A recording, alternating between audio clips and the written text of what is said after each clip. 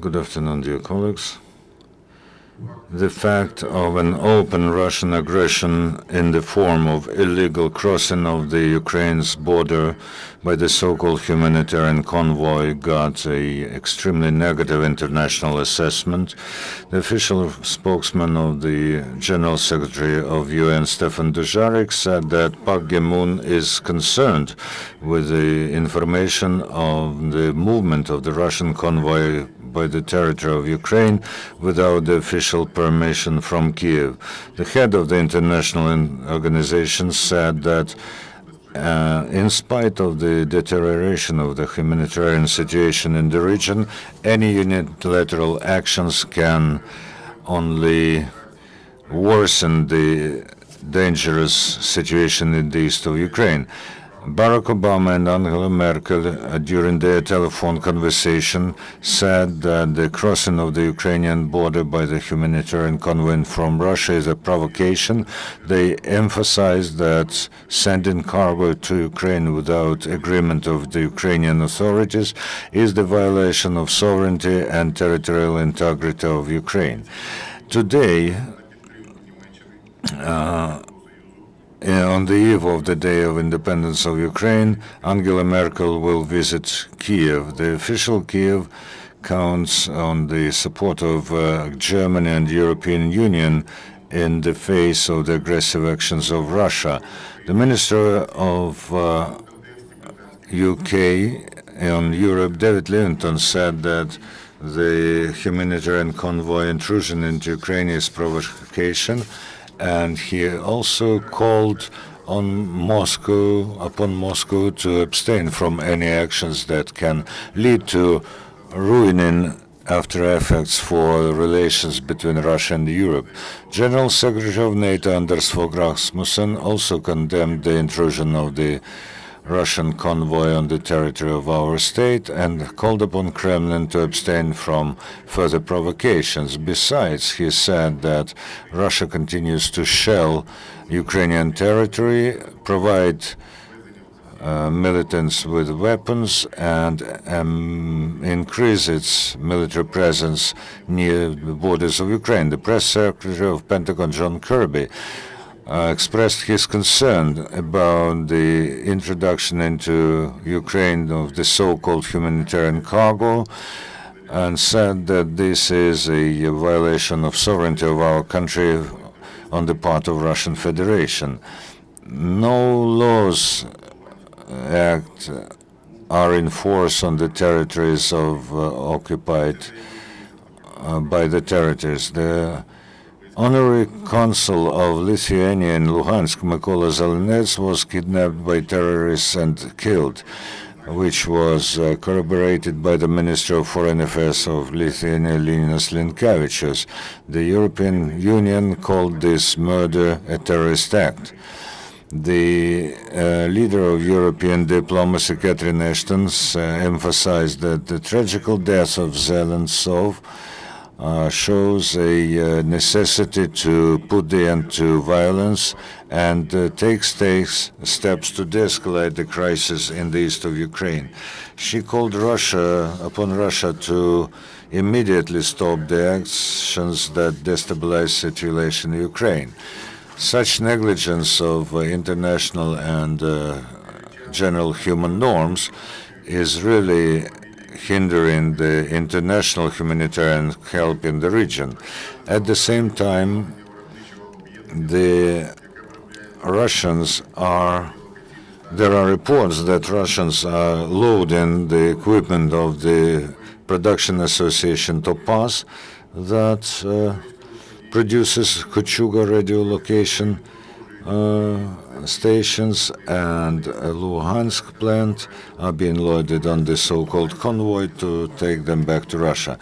Ukrainian armed forces continue battles for liberation of Donetsk and other cities as a result of successful operations over the last day. Ukrainian military have destroyed 2 Grad batteries, 2 mortars, 2 anti-aircraft batteries, and 1 cannon. 27 times Ukrainian anti-terrorist operation forces exchanged fire with the terrorists in Savur-Mohyla vicinity and a number of settlements. Russia does not stop shelling the positions of Ukrainian bodyguards and forces of the anti-terrorist operation.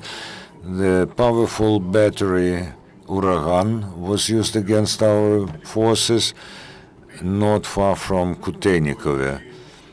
Tonight, from 4 to 6 a.m., from artillery and Grad batteries, the Russians were shelling border positions by the village of Obryv, Donetsk region.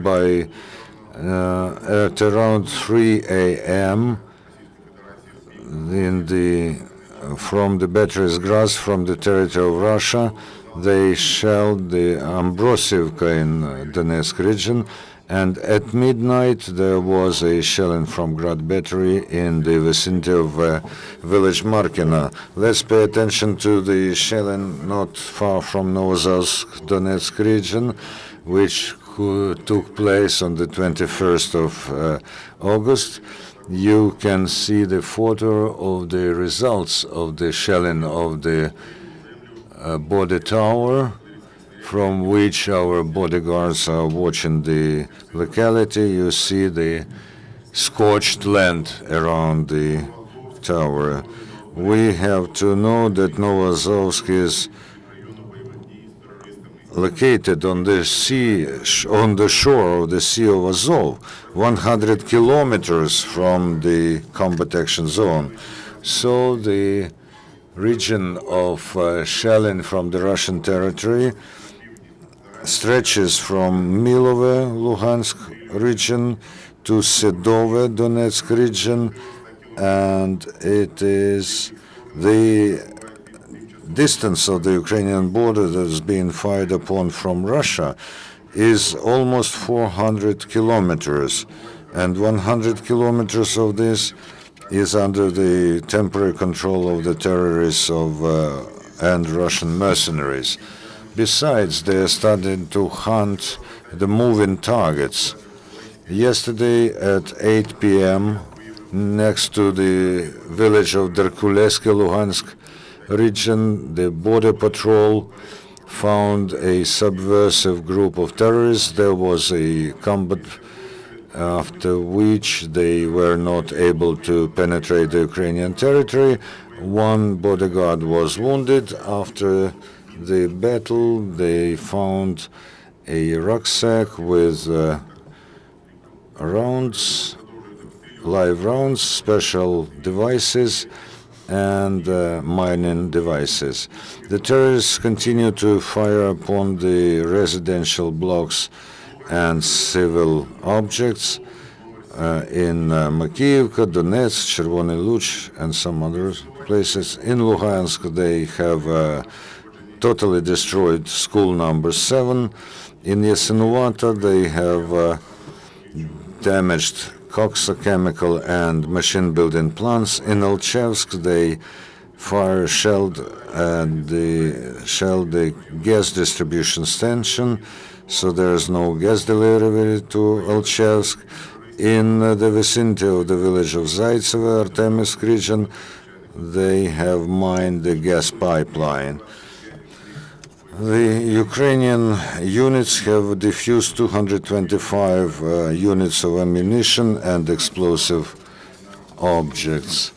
In Severodonetsk, Runivishne, Novaya Dar, Svataya Kremena, Troitsky, Novopskov, Starobilsk, Markivka, Belokuriakina, Belovodsk, Milove, Lysychansk, Popasna, Luhansk region, which were liberated. Ukrtelecom from yesterday restored the internet services, and the State Service on Emergency Situations says that the general number of peaceful residents who left the zone of combat action and the territory of the occupied Crimea amounts to almost 180,000 people. We remind that on the border of the ATO operation, 5 transit points to meet displaced persons are located, each capable of receiving 70 to 400 people in Luhansk region by Krasnoyarsk, Volnovakh and Mariupol, in Luhansk,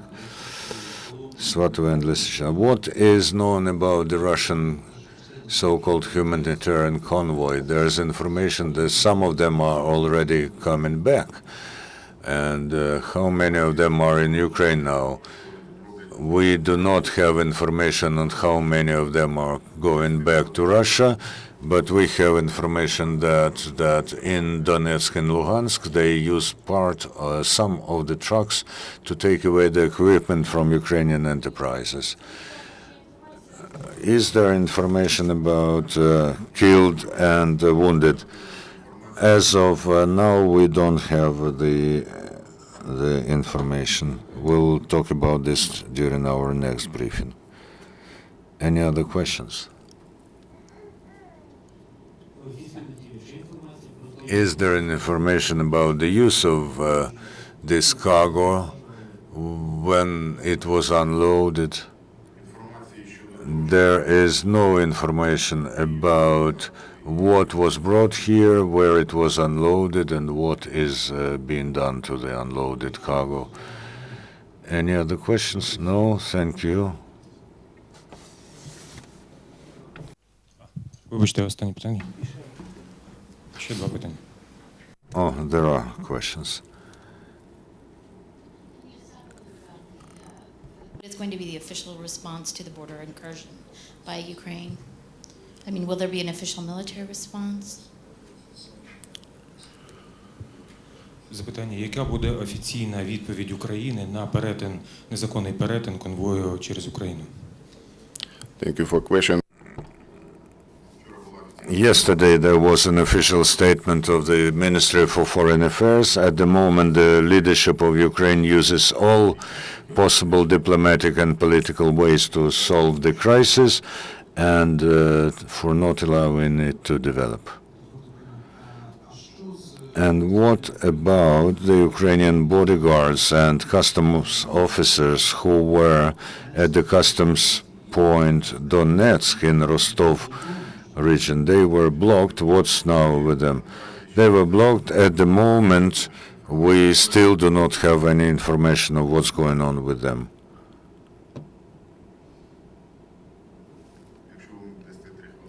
If you give me 3 minutes, I'll clarify this immediately, right here.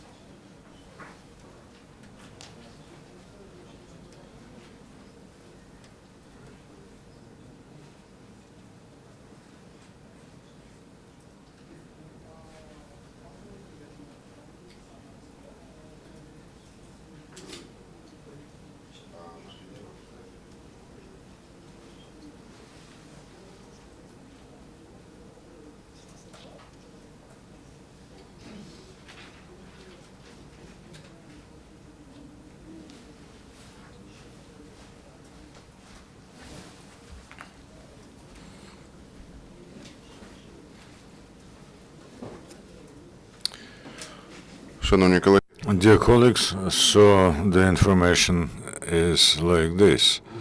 The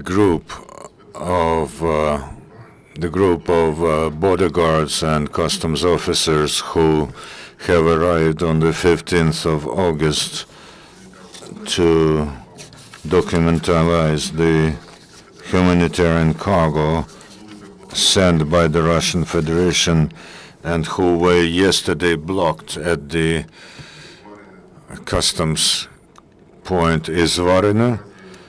At the moment, they are unblocked, they are there. However, as of 1 p.m. today, 184 trucks have left the territory of Ukraine, have entered the territory of Ukraine. However, our representatives are not allowed to inspect this cargo. This is details regarding the death of or the murder of Lithuanian consul? This is the first question. більш детальна інформація у нас поки що немає. no, we don't have any detailed information. Independence Day, is it possible from military point of view to hold any ceremonies, celebration in places like Donetsk or Lugansk? And do you see any increased activity from Russian side and terrorist side? Ми готові до будь-яких розвитку подій, але військовий парад обов'язково відбудеться на Хрещатику. We are ready to any course of developments, but the military parade will take part in Khreshchatyk. This will be a military pageant, and at the same time the act of commemoration of our heroes who are now fighting to liberate the east of Ukraine. So we don't have information on how many trucks are still there. We have